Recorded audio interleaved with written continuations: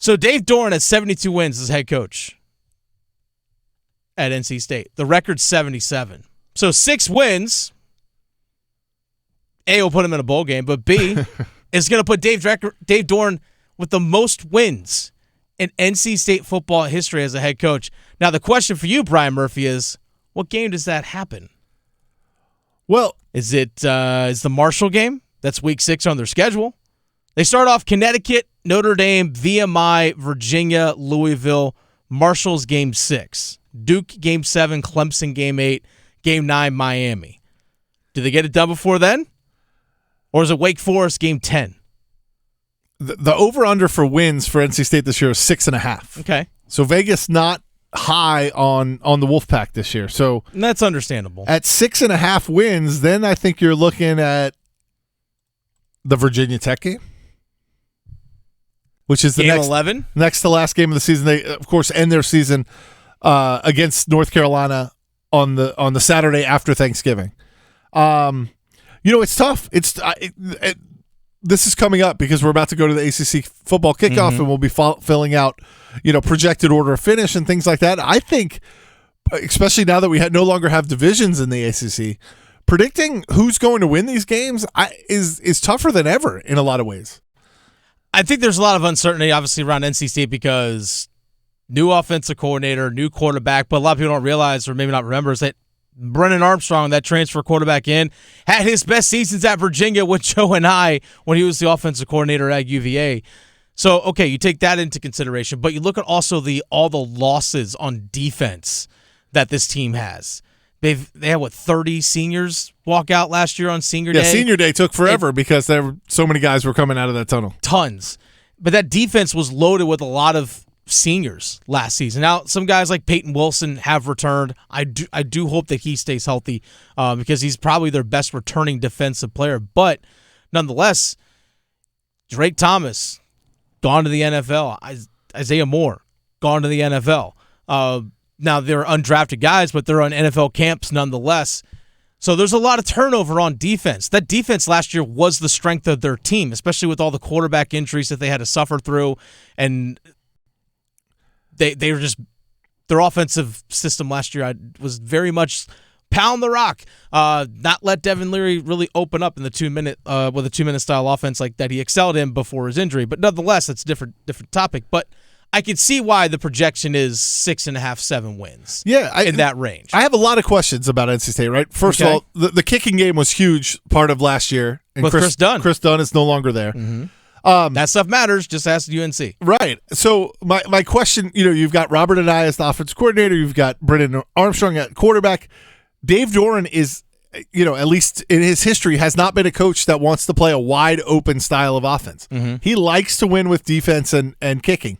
Is bringing in Robert Anae an admission or a change in philosophy that says, look, college football today, we got to put points on the board to win games. Can't rely on our defense. Can't necessarily rely on our kicking game. Mm-hmm. But then I look at the offense and say, okay, you got Armstrong. You have a new offensive coordinator. Do you have enough playmakers? I mean, at wide receiver, at running back, at tight end. Yeah. Do we have, it's one thing to have a quarterback. You got to surround them with some players. Do they have enough game-breaking, playmaking type players at wide receiver and running back? And then the last thing to answer the question of when does NC State get to 6 wins and Dave Doeren get the record? How good is Virginia going to be? How good is Louisville going to be? Great question. How good is Duke going to be? I have a lot of questions about the other teams on their schedule, teams that in the past have been a little bit down, or in Duke's case had a really good year last year. Can they sustain that? I just think the league has a lot of question marks. I agree with you wholeheartedly on that. So, yeah, big questions are, okay, what about Duke? I think Duke, because they're returning a lot. I know Riley Leonard's coming back at quarterback, but they're returning a lot of guys. But I don't think because of the strength of their schedule, how tough their schedule is, they might not have 9 wins. They might be just as good as a team, but their record might not reflect it because, again, the toughness of their schedule. I think they're more of a 7 to 8 win team. But if Mike Elko has 10 wins, props to him for that. He probably won't be in Durham very much longer if he gets to 9 to 10 wins again. That's a different conversation for sure. But what about Louisville? For some reason, their quarterback, Malik Cunningham's gone. He's in the NFL now. He's with the New England Patriots, part of their offseason roster. Okay, so why does Louisville have the same betting odds to win the ACC, third best betting odds, along with North Carolina? Like, something doesn't add up here. Like, what do I don't know about Louisville all of a sudden that, wait a second. Why is Louisville all of a sudden this really good team? Yeah, their over-under in Vegas is 8.5 wins. Yeah. So they're projected to be 2 wins better than NC State. So when you're trying to count victories for NC State, certainly Vegas at this moment doesn't give them that win over Louisville. I don't know. Brian Brom is the head coach now. Yeah. Or Jeff Brom, excuse me. Brom, yep. Can't keep the Brom straight. No. Maybe there'll be a new coach bump from them. I mean, I know they did a lot of work in the transfer portal. It is just, until you see it, it's hard to say, yeah, Louisville's back. They've got a transfer from Cal. Mm-hmm. They've got a transfer from Purdue at quarterback. I don't know. Like I'm. That has surprised me, seeing how high Vegas is on them with the odds, with the over-under. I'm going to have to go do some research before I fill out that preseason poll, because I don't get where the Louisville love is coming from.